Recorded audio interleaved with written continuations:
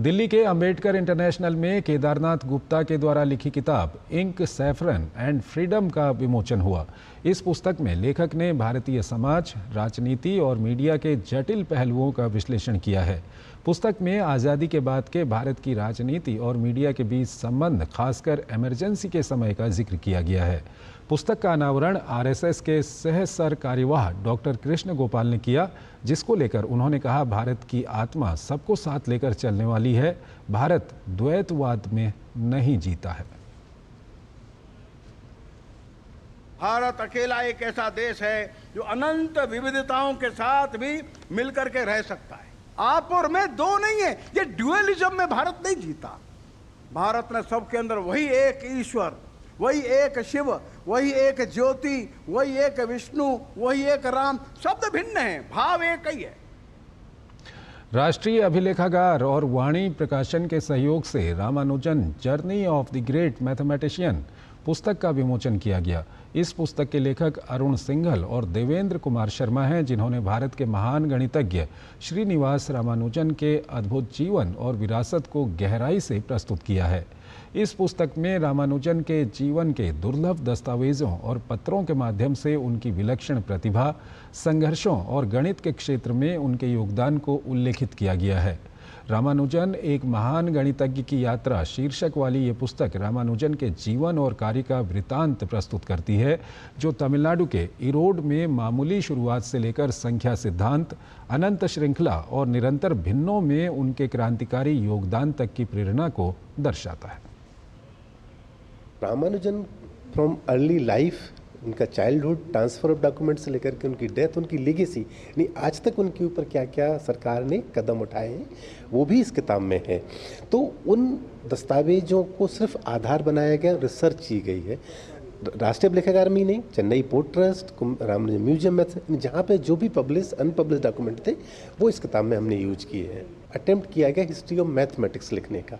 तो जब history of mathematics बच्चे पढ़ेंगे तो निसंदेह वो मैथमेटिशियन बनने के लिए प्रेरित होंगे। भारतीय राष्ट्रीय अभिलेखागार के महानिदेशक और Ramanujan journey of a great mathematician पुस्तक के लेखक अरुण सिंघल का कहना है कि ये पुस्तक दुर्लभ मूल दस्तावेजों और व्यक्तिगत पत्रों पर आधारित है, जो रामानुजन की सोच की प्रक्रिया और उनके गणितीय कार्यों की गहरी समझ प्रदान करती है। हमारे वरिष्ठ सहयोगी अमरेंद्र गुप्ता के साथ बातचीत के दौरान अरुण सिंघल ने कहा कि पुस्तक महान गणितज्ञ श्रीनिवास रामानुजन के असाधारण जीवन पर केंद्रित है। इस पुस्तक में उनके व्यक्तिगत संघर्षों और उस ऐतिहासिक और सांस्कृतिक पृष्ठभूमि को भी रेखांकित किया गया है, जिसने उनके कार्यों को आकार दिया। दरअसल ये किताब भारत के उस नायाब मैथमेटिशियन की है, जिसने भारत में गणित की एक परिभाषा दी, गणित की खोज की। और इस किताब को लिखा है अरुण सिंघल जी ने, जो महानिदेशक हैं नेशनल आर्काइव ऑफ इंडिया के। सर, रामानुजम के बारे में इस पूरा देश पहले से जानता है, पूरा विश्व जानता है, आपने फिर से एक किताब लिखी है। सर, पूरे किताब का कॉन्सेप्ट सर क्या है? देश में बहुत सारे महान लोग पैदा हुए हमारे, लेकिन रामानुजन की कहानी जो है बड़ी अलग है। वो इसलिए कि बहुत विपन्नता की स्थिति में, बहुत विषम परिस्थितियों में रहते थे बचपन में। कोई मैथमेटिकल लोगों से इंटरेक्ट करने की सुविधा नहीं थी, मैथमेटिक्स के पेपर्स पढ़ने की सुविधा नहीं थी। यहाँ तक कि अपनी नोटेशन उन्होंने खुद ही डेवलप करी, जो दुनिया की स्टैंडर्ड नोटेशन से अलग थी। तो आइसोलेशन में काम करते हुए बिना किसी सुविधाओं के जो काम उन्होंने करके दिखाया, वो बहुत बड़ी चीज़ थी उस ज़माने में भी और आज भी। हमारे पास ओरिजिनल डॉक्यूमेंट्स नेशनल आर्काइव्स में हैं बहुत सारे रामानुजन जी के, तो उनको भी हम लोग देश के सामने लाना चाहते थे।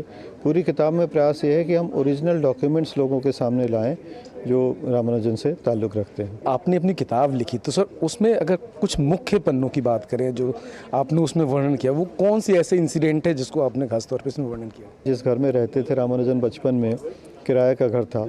उस घर को जब छोड़ के गए वो लोग, तो एक बक्से में रामानुजन के पेपर्स रखे रह गए टांड पे, और वो घर जो है किसी और के पास चला गया।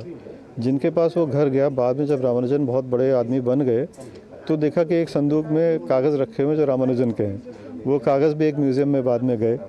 जैसे हमारे पूरे देश को ही उनके ऊपर नाज है, मैं कहूँगा कुंभकोणम के लोग तो बहुत ही ज़्यादा गर्व महसूस करते हैं रामानुजन के ऊपर।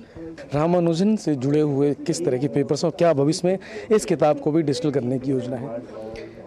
ये जितने भी कागज़ हमारे पास हैं रामानुजन के और बाकी भी जो कागज़ हैं हम सभी को डिजिटाइज कर रहे हैं। तो ये सारे पेपर्स जो हमने इस किताब में दिखाए हैं ये सभी हमारे अभिलेख पटल पे आपको धीमे धीमे दिखाई देंगे, डिजिटाइजेशन जैसे जैसे हो रहा है। और किताब का डिजिटल वर्जन भी शायद हम लोग इशू करेंगे। In future national archive of India में किस तरह की और उपलब्धियाँ दर्ज की जाएंगी? अब जब AI आ गई है, AI के माध्यम से सारे ही पेपर्स को देख के उसमें से कहानियाँ निकालना, उसमें क्यूरेशन करना, रिसर्चर्स को असिस्ट करना और शोकेस करना, आउटरीच एक्टिविटीज़ करना, ये सब पॉसिबल हो पाएगा।